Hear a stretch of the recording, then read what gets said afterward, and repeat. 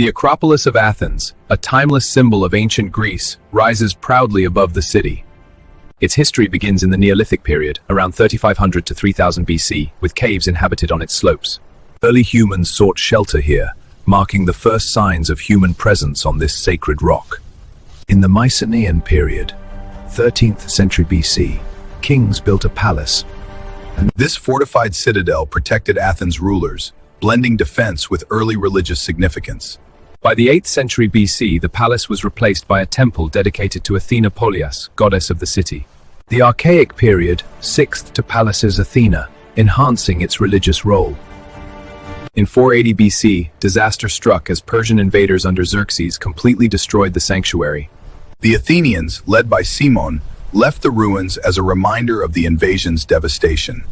After victory at Marathon in 479 BC, Pericles launched a grand reconstruction plan for the Acropolis. The Parthenon, dedicated to Athena, began construction in 447 BC under architects Ictinus and Callicrates. This masterpiece of classical architecture symbolized Athens' golden age and democratic ideals. Next came the Propylaea, the monumental entrance, designed by Mnesicles as a grand gateway.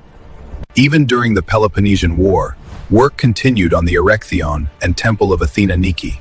The Erechtheion housed sacred relics, featuring the iconic Porch of Maidens as supporting columns. The small Temple of Athena Nike celebrated triumphs, perched on the bastion's edge. In the Hellenistic period, new votive offerings and statues adorned the Acropolis. Under Roman rule, emperors like Hadrian added structures, preserving its glory.